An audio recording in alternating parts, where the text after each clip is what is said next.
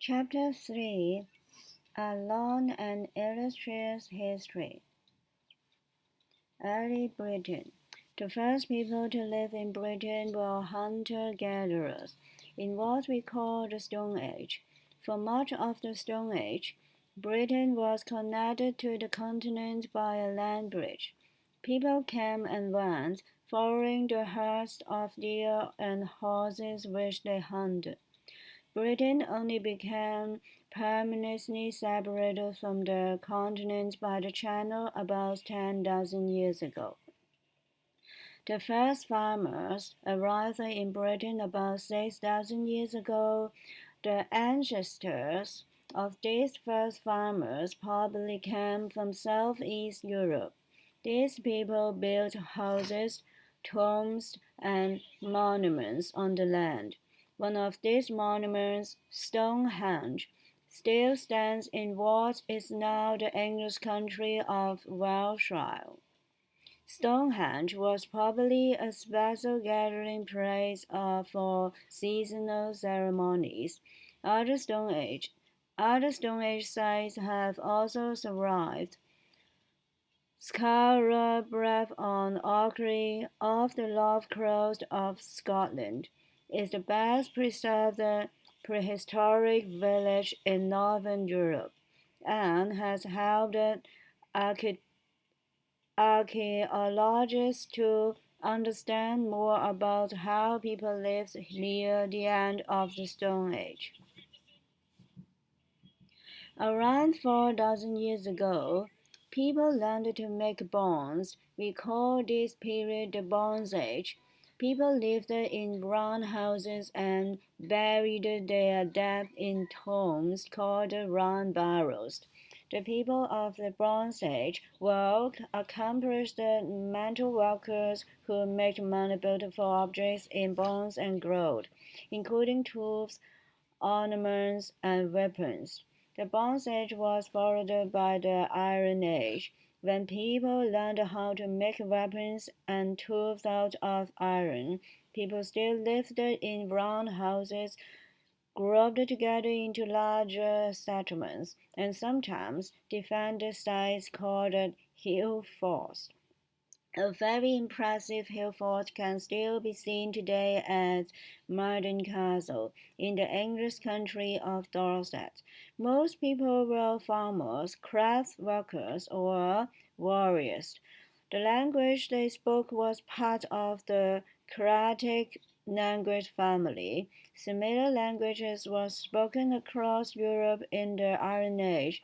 The related languages are still spoken today in some parts of Wales, Scotland, and Ireland. The people of the Iron Age had a sophisticated culture and economy. They made the first coins to be minted in Britain, some inscribed with the names of Iron Age kings. This marks the beginnings of British history. Julius Caesar led a Roman invasion of Britain in 555 BC.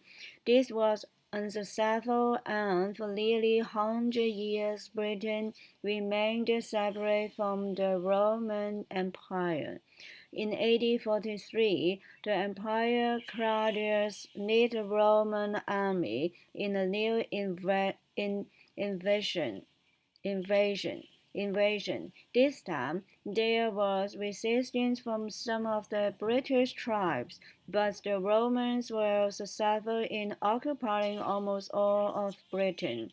One of the tribal leaders who fought against the Romans was Boudicca. The Queen of the Isles is what is now Eastern England. She is still remembered today, and there is a statue of her on Westminster Bridge in London, near the Houses of Parliament. Areas of what is now Scotland were never conquered by the Romans, and the Empire Hadrian, Empire Emperor Hadrian built a wall in the north of England to keep out the pests. Included in the wall were a number of forts. Part of Hadrian's wall, including the forts of Housestrast and Windlander, can still be seen. It is a popular area for walkers and is a UNESCO United Nations Education, Scientific and Cultural Organization World Heritage Site. The Romans remained in Britain for 400 years. They built roads and public buildings, created a structure of law, and introduced new plants and animals. It was during the 3rd and 4th centuries AD that the first Christian communities began to appear in Britain.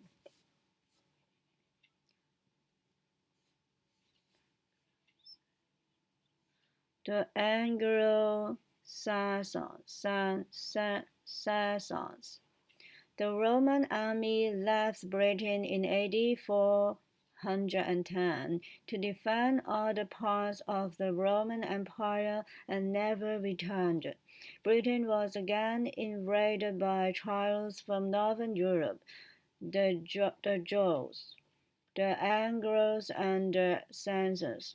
The languages they spoke are the basic of modern-day English.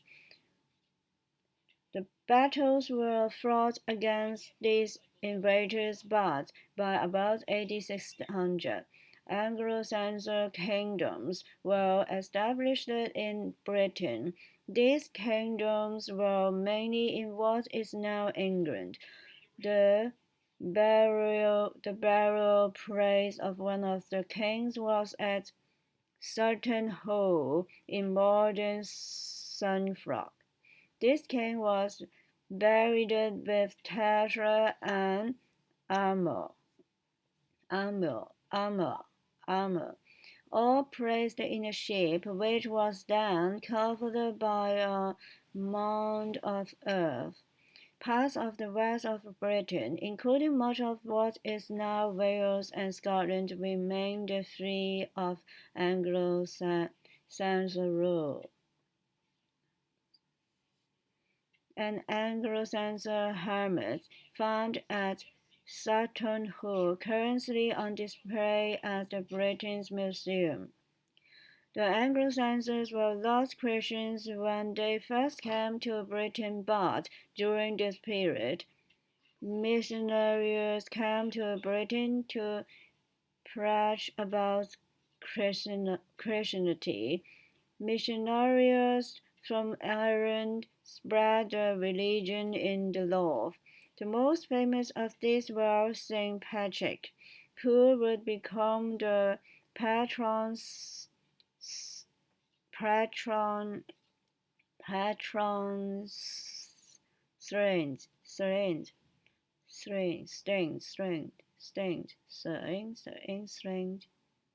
the patron saint of Ireland and Saint Columba, who founded a monastery on the island of Lorna, off the coast of what is now Scotland. Saint Augustine led missionaries from Rome, who spread Christianity in the south. Saint Augustine became the first Archbishop of Canterbury.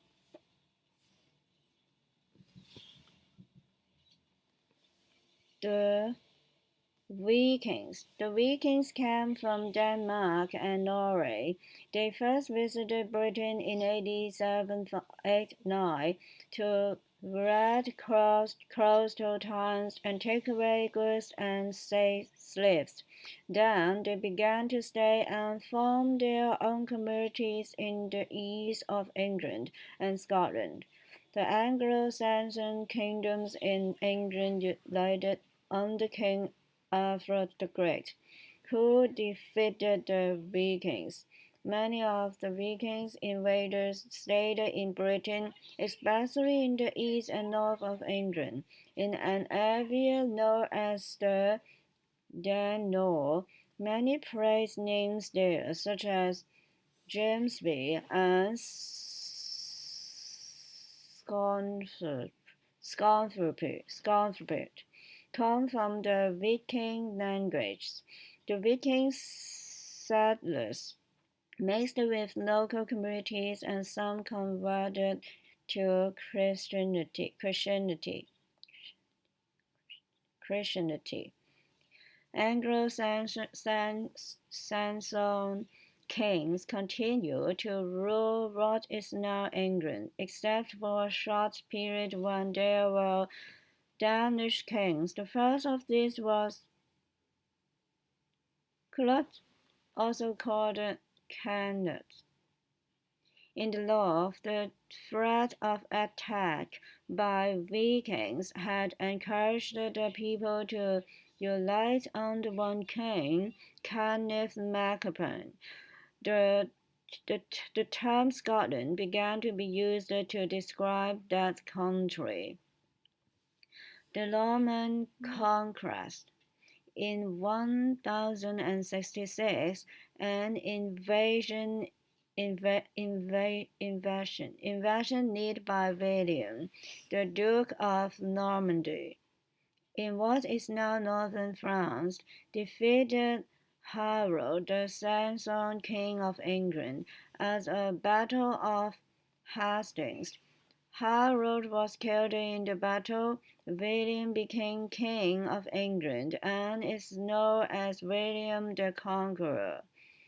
The battle is commemorated in a great piece of embroidery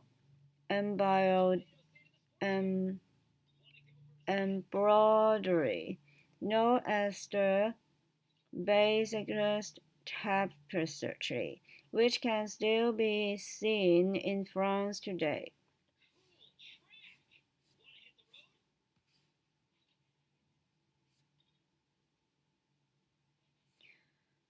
The Northern Congress was the last successful foreign invasion of England and led to many changes in government and social structures in England.